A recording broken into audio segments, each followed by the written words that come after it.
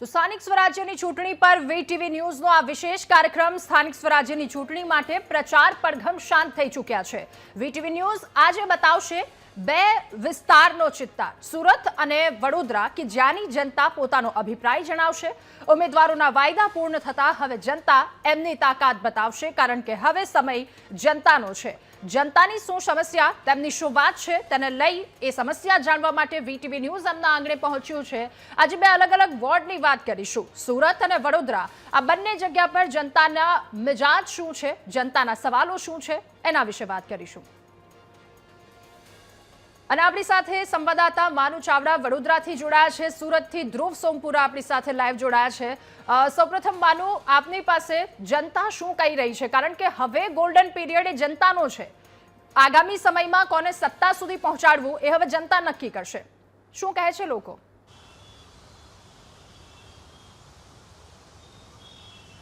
રાધા, જો વાત કરીએ તો હવે 6 વાગે અત્યારે આચારસંહિતા લાગુ થઈ ગઈ છે, પ્રચાર પડઘમ છે શાંત થઈ ગયા છે।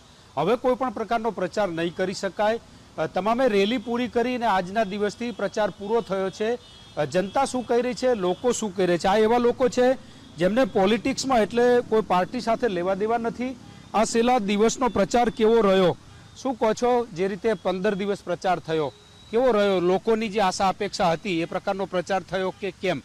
તમામ ઉમેદવારો પ્રચારમાં નીકળ્યા હતા 15 દિવસ? જી ચોક્કસ, આ વખતે થોડો સમય પણ ઓછો મળ્યો છે। સ્થાનિક સ્વરાજ્યની ચૂંટણી વડોદરાની વાત કરીએ તો 19 વોર્ડ છે, 76 સીટો છે, અને આ વખતે ખાસ કરીને ગત વર્ષમાં જે પૂર પણ આવ્યું છે તેની ઇફેક્ટ જોવા મળી। ખાસ કરીને જે નાના મુદ્દાઓ કહી શકાય જે પબ્લિકને સ્પર્શે છે એવા રોડ, રસ્તા, ગટર, પાણીના મુદ્દા લોકોએ કહ્યા છે અને એનો જવાબ, સવાલો કરીને એના જવાબ માંગ્યા છે કે કેટલું કામ થયું છે।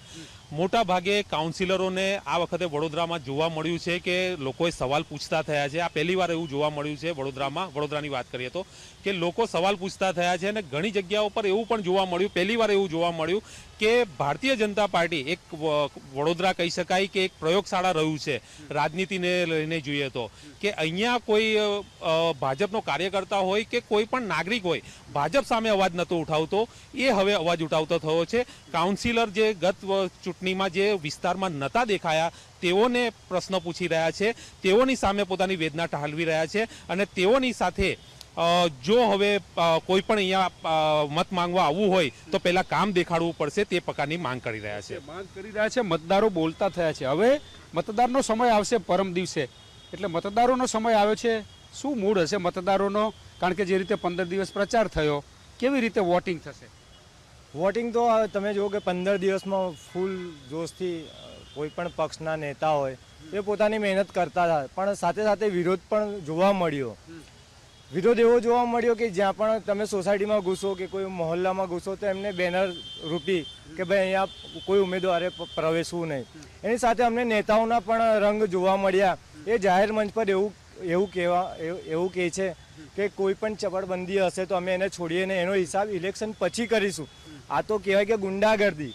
એટલે આ પણ અમને જોવા મળ્યું કે હવે કયા નેતા પર વિશ્વાસ રાખવો કે ના રાખવો, કારણ કે હવે લાગતું નથી કે કોઈ પારદર્શક નેતા આ વડોદરા શહેરને મળે। આ મને લાગે છે કે આ ગુંડાઓનું રાજકારણ થઈ ગયું છે અને સાચા નેતા તો છે જ નથી, એવું હું માનું છું। પ્રચારમાં લોકોએ જે જોયું છે એ વાત છે। અતુલભાઈ, તમે તો સમસ્યાઓથી પણ સાવધ છો। જે રીતે વાયદા કર્યા, જે પ્રચાર થયો, માનો છો કે લોકોના મુદ્દાનો પ્રચાર થયો કે માત્ર વિરોધ જ થયો? 30 વર્ષના શાસનમાં પહેલી વાર એવું જોયું કે કોંગ્રેસે કમબેક કર્યું હોય। કોંગ્રેસની સાથે સાથે જનતાએ પણ કમબેક કર્યું। 30 વર્ષથી મોદીજીને જોઈને શાંતિ અનુભવતા હતા કે મોદી સાહેબ છે, મોદી સાહેબ છે, પરંતુ ફર્સ્ટ ટાઈમ એવું થયું કે મોદી સાહેબને વાતો નહીં કરો, તમે પ્રાથમિક સુવિધાની વાતો કરો, પ્રાથમિક પ્રશ્નોની વાતો કરો। મોદી સાહેબ ત્યાં દિલ્હી બરાબર છે। એટલે ક્યાંક ને ક્યાંક જુવાળ આ વખતે ફાટી નીકળ્યો। 30 વર્ષના શાસનમાં લોકોને પીવાનું ચોખ્ખું પાણી ના મળ્યું, ડ્રેનેજની સમસ્યા, રોડ એટલે વડોદરા ખડોદરા થઈ ગયું, વડોદરા છે સંસ્કારી નગરી ગયું। સાથે સાથે વડોદરા મહાનગરપાલિકામાં એટલા બધા કૌભાંડ થયા કે એક વિસલ 300 રૂપિયાનું વિસલ 3500માં વેચાઈ, 200 રૂપિયાનું ચપ્પુ 2500માં ગયું। એટલે કૌભાંડો બહાર આવેલા, લોકો વિસલો લઈને પણ પ્રચાર કરતા થઈ ગયા। નાગરિકોને ખબર પડી કે આ વિસલમાં આટલું બધું કૌભાંડ થાય છે। એટલે એક બાજુ જનતા જાગી છે। હવે જોવા જઈએ તો ફર્સ્ટ ટાઈમ એટલું બન્યું કે મુખ્યમંત્રીથી લઈને તમામ લોકો વડોદરા શહેરમાં આવવા માંડ્યા, કેમ કે કોંગ્રેસનો જે વેગ વધી ગયો અને જનતાનો પણ વેગ વધ્યો. જનતા પણ થાકી ગઈ હતી. એમને એવું હતું કે આપણને કોઈ સ્ટેન્ડ નથી મળતું, પરંતુ જાણવા જોયું કે આ મોદીજીના નામે આ લોકો મત માગી ખાય છે અને કામ તો કંઈ કરતા નથી. બધા પોતપોતાના ઘર ભરે છે. કોઈ એના દીકરાને વિદેશ મોકલી ગયો છે, કોઈ પોતાનું ફાર્મ બનાવી રહ્યું છે, કોઈ પાર્ટી પ્લોટ બનાવ્યું છે, પણ જનતા માટે કોઈ નથી કરતું. એટલે એક જનતાનો ઉકળાટ હવે બહાર આવ્યો છે. મોદીજીને વડોદરા શહેરની જનતા માની રહી છે, પરંતુ હવે લોકો એમ જ કહે છે કે પ્રાથમિક સુવિધાની વાતો કરો. પ્રાથમિક સુવિધાની વાતો થવી જોઈએ પ્રચારમાં. અલ્પેશભાઈ, આપને એક બીજો સવાલ. ગરમી છે આટલી, આજે 44 ડિગ્રી પહોંચ્યું છે. લાગે છે કે મતદાનના દિવસે લોકોએ જાગૃત થઈને મતદાન કરવું પડશે? પોતાનો અવાજ તો રજૂ કર્યો આ 15 દિવસ, પણ હવે ત્યાં પોતાનો મત રજૂ કરવાનો છે, પોતાના નેતા ચૂંટવાના છે. જી ચોક્કસ, આ એક અવસર એવો છે કે આપણે આપણા નેતા ચૂની શકે છે. હવે જો આ વખતે આપણે સાચો નેતા નહીં ચૂનીએ, આપણે મતદાન કરવા નહીં જઈએ, તો 5 વર્ષ સુધી પછી ફરી પાછી આની આજ કેસેટ વાગતી રહેશે.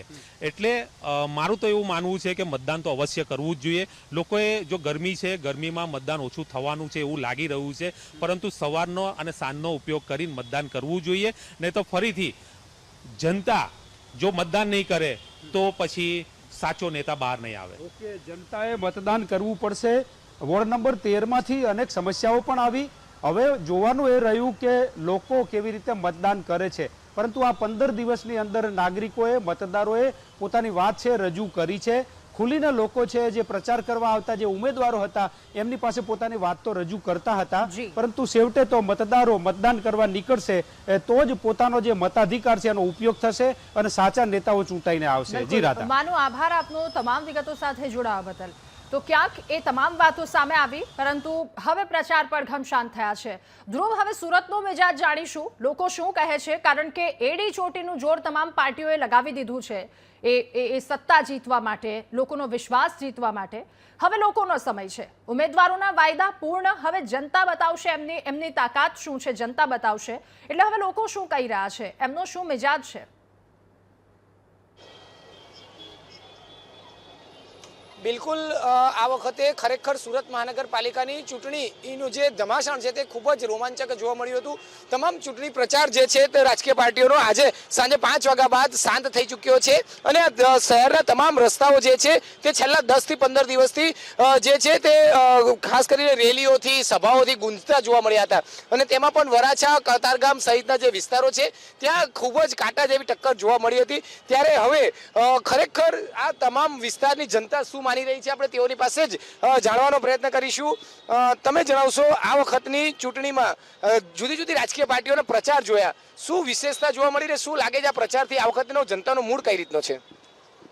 જનતાનો મૂડ સારા વ્યક્તિઓને છૂટવાનો મૂડ છે. પ્રસાર થઈ ગયો, આચાર સંહિતા લાગી ગઈ, મુખ્ય મુદ્દા રહી ગયા. કાલ ભૂપેન્દ્ર પટેલ આવી ગયા.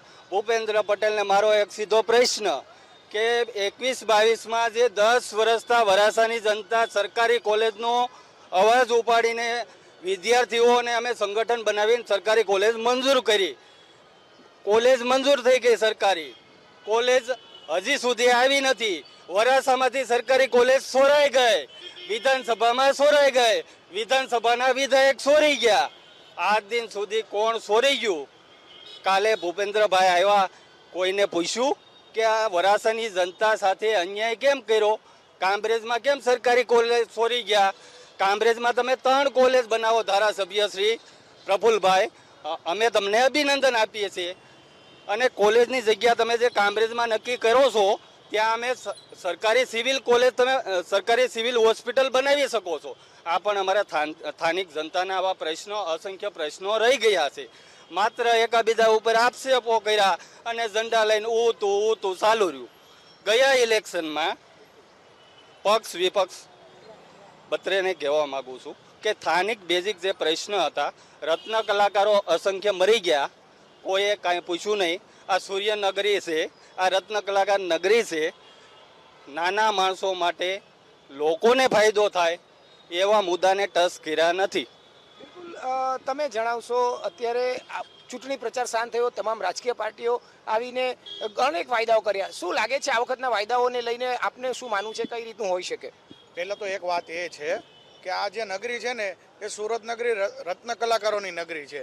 તો મારો કહેવાનો વસ્તુ એ છે કે રત્ન કલાકારોની નગરીમાં છે ને તમે રત્ન કલાકારો માટે શું કર્યું? કેમ કે બેરોજગાર રત્ન કલાકારો બહુ બધા છે. તો એની માટે વિપક્ષ હોય કે સત્તા પક્ષ હોય કોઈ ફોર્મ્યુલા કોઈ કરી જ નથી કે કઈ રત્ન કલાકારોને ફાયદો મળે એવું કોઈ પણ જાતની મને શું હોય તો બતાવો તમારા ચોપડે કે ભાઈ અમે આ રત્ન કલાકારો માટે આ કર્યું, પણ ક્યાંય કોઈ રત્ન કલાકારો માટે કોઈ પણ વસ્તુ કરવામાં આવી નથી. તમારું શું માનવું છે? તમામ રાજકીય પક્ષો એકબીજા પર નારેબાજી કરીને વાયદાઓ કર્યા છે. આ વખતના વાયદાઓ કોને ફળશે અને શું માનાય છે? એ તો ખાસ કરીને 28 તારીખે આપણે સૌ કોઈ જોઈ લેશું પરિણામ જે કંઈ આવે તે. પણ મારો મુદ્દો સીધો એ છે, ગત કોર્પોરેશનમાં અમે અહીંયા ભ્રામક પ્રચારમાં આવી ગયા. ભ્રામક પ્રચાર કરવામાં આવ્યો છે. આ 5 વર્ષમાં અમે જોઈ લીધું. જે પ્રચાર કર્યો હતો સ્વાસ્થ્ય, શિક્ષણ અને સલામતી, આ ત્રણમાંથી 5 વર્ષની અંદર અમે 27 વિપક્ષમાં ચૂંટીને લાવ્યા, 27 લોકોને. એમાં સુરતની જનતાએ જોઈ લીધું છે કેટલા ક્યાં બેસી ગયા, કેટલા છેલ્લા 5 વર્ષ પૂરા કર્યા એને એ પાર્ટીમાં. એટલે બધાને ખ્યાલ છે. પણ જે એને વાયદા વચન આપ્યા હતા સ્વાસ્થ્ય શિક્ષણને લઈને, હું 17 નંબર વોર્ડમાંથી આવું છું, એક પણ સ્કૂલ આવી નથી, એક પણ આરોગ્ય કેન્દ્ર આવ્યું નથી. અને જે આપણે ફાયર સ્ટેશન છે, જે પૂર્વ 2015થી 2020માં જે અમારા જનપ્રતિનિધિઓ હતા આ બધું લાવેલા, તો ત્યાં એક ફાયર સ્ટેશન લાવેલા છે. હવે ફાયર સ્ટેશન બાબત હું તમને એક બહુ જલદ મુદ્દો કહી દઉં. આપણે જેની છત્રછાયા નીચે ઊભા છે ને તક્ષશિલા, અને આ ગોજારી ઘટના આજે આખું ગુજરાત કોઈ ભૂલ્યું નથી. દરેકના હૃદયની અંદર એ આગ આજની તારીખે ભભૂકી ઉઠે છે.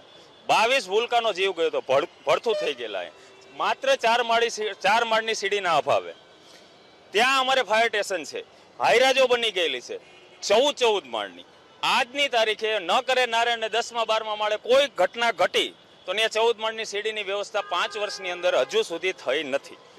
ત્યાંના વિપક્ષના નેતા, દિલ્હીના નેતા મનોજ સિસોદિયા 5 વર્ષની આસપાસનો સમય થયો, અહીંયા આવ્યા હતા. તક્ષશિલાની નીચે જ ખૂબ જોરથી બોલ્યા હતા કે ભાઈ અને ખાસ જે મૃતક બાળકો હતા એના વાલીઓને આશ્વાસન અપાયું હતું કે ભાઈ તમારો મુદ્દો અમે પાર્લામેન્ટમાં જઈને ઉઠાવશું. આજની તારીખમાં પાર્લામેન્ટ હોય કે ગુજરાત વિધાનસભા હોય, એના ધારાસભ્યો પણ અહીંયા છે, બરાબર. તો વિધાનસભા કે પાર્લામેન્ટની અંદર આજની તારીખમાં તક્ષશિલાના નામનો કે કોઈ પણ જાતનો હુકારો થયો નથી. આવા ઘણા બધા મુદ્દાઓ છે. નથી ક્યાંય સત્તા પક્ષે કંઈ કર્યું કે ભાઈ રોડ ઉપર મતદારો માટે કમળની પાખડીઓ વેડી હોય, કે નથી વિપક્ષે કર્યું કે ક્યાંય હાવેણો ફેરવો હોય. એટલે આ વખતે જનતાનું મૂળ ચોખ્ખું છે. મારે ક્લિયર કટ વાત નથી કરવી. આચારસંહિતા લાગી ગઈ છે. ક્યાં શું થવાનું છે એ મારા વાતમાં કદાચ તમને સંકેત મળી ગયો હશે. બિલકુલ, આપણી સાથે અન્ય મતદારો છે. કાકા, તમે જણાવશો, તમે આ વખતે તો અનેક પક્ષો જોયા છે, તમે તો પહેલાનું પણ શાસન જોયું હશે અને અત્યારનું પણ અત્યારે જે જોઈ રહ્યા છો, કેટલો ડિફરન્સ લાગે છે ને આ વખતે શું મિજાજ છે આપનો? મિજાજમાં એવું છે કે આ છોકરા ભણવા જતા હોય, ગાડી આવી મૂકે તો એ ક્રેનવાળા 7-8 ફેરા મારી દે, એટલે 600 રૂપિયા લાગી જાય. ગરીબ માણસની ગાડી હોય, રોજના 300 કમાતો હોય અને 600 પોલીસવાળાને દેવાય. આ મુદ્દો તો કોઈથી મીટ્યો જ નથી. ગમે એની સરકાર આવે તોય નથી મીટ્યો. પોલીસવાળા નકરી ગાડીઓ જ ભીરા કરે અને રેશનિંગ કાર્ડમાં જાવ તો કે તમારું કાર્ડ રદ થઈ ગયું. કોઈ નાના માણાનો ક્લાસ છે જ નહીં. આ મોટા પાડ આગળ બિલ્ડર્સ કહે તો કે આ ગેટ પાડ નાખો, હજી પાડ નાખે. શું કામ? ત્યાંથી કટ કઈ મળે? આ મુદ્દા હાલે બધા. કોઈ નાના માણસનું સાંભળવાલ છે જ નહીં. કાકા, આ વખતે છે ને તમે આ વાત કરીને તો એક મને એક વાત યાદ આવી. મેં પ્રચારમાં ઘણી વખત જોતો હતો.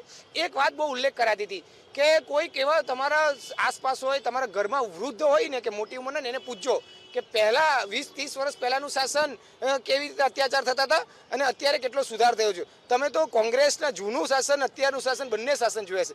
ખરેખર કેવો ફરક? તમે વાત સાચી છે? યશુભાઈનું શાસન રાઈટ હતું, નહોતું એવું નહોતું. ચીમનભાઈનું રાઈટ હતું, ત્યાર પછીનું બધું બોગસ. તમે શું માનો છો? આ વખતેનો ઇલેક્શનનો જો પ્રચાર હતો તે પૂર્ણ થયો, હવે જનતાનો વારો છે, જનતા નક્કી કરશે. શું કહેશો આપને? અત્યારે તો સારા માણસો આવે, સારું કામ કરે એ અમારા માટે સારું છે. એટલે વાયદત બધા આપે છે, જે કામ કરી સાચું. અત્યારે સારા માણસો બધા આવે તો સારું કામ કરે તો સારું. કામ ઘણા બાકી છે, જે રોડ રસ્તાનું બધું કામ થાય તો સારું. એમ તમે જણાવશો, વાંચનો તો બહુ આપ્યા, તમામ રાજકીય પક્ષો આવ્યા હશે, તમે સાંભળવા ગયા હશો, તમારા ઘર સુધી પહોંચ્યા હશે, અનેક વચનો આપ્યા. શું લાગે છે આમાંથી વચનો કેટલા પાડી શકે છે? સાચા હોય છે, ખોટા હોય છે? શું લાગે છે? વચન તો મેજોરિટી લગભગ પાળતા જ નથી કોઈ પણ, ગમે એ વોર્ડમાં હોય કે ગમે એ મેયર હોય કે નગરપાલિકા હોય, ખાવા થોડુંક કામ વધારે કરે છે. અને બીજા નંબરમાં ટ્રાફિકની સમસ્યા સુરત વરાછા રોડ ઉપર બહુ છે, અતિશય ટ્રાફિકની સમસ્યા છે, એનું સોલ્યુશન આવતું નથી. ગમે ઉમેદવાર આવે, કોઈ પણ કોર્પોરેટર છૂટાય, પણ આ સોલ્યુશન કોઈ લાવે એવું છે નહીં. બિલકુલ, એટલે હવે જવાબ જનતાનો છે, સવાલ પણ જનતાએ પૂછી લીધા છે, જવાબ પણ એમને જ હવે મતદાન સમય આપવાનો છે. તમે જણાવશો, તમારો હવે અધિકારનો સમય 26 તારીખે છે. શું લાગે છે આ વખતે જે તમને લોભામણી લાલચો આપી હોય, વચનો આપ્યા હોય, એ તમારા મતદાન પર કેટલી અસર કરે તેવા લાગે છે? મસર તો આ વખતે તો યુવા પેઢી જે આવી છે નવી, એ યુવા પેઢી પર ઝાઝો પબ્લિકનો મત એવો છે કે યુવા પેઢી જે રાજકારણમાં આવશે એ જ હાલવાના છે. બાકી ખખડી ગયેલી કેસેટો હવે લાંબી હાલવાની નથી, કારણ કે એ લોકો એના પરિવારવાદ જ કેસેટો આપવામાં ચાલુ છે કે મને ટિકિટ આપો, મારા પરિવારને ટિકિટ આપો, મારો છોકરો લડે.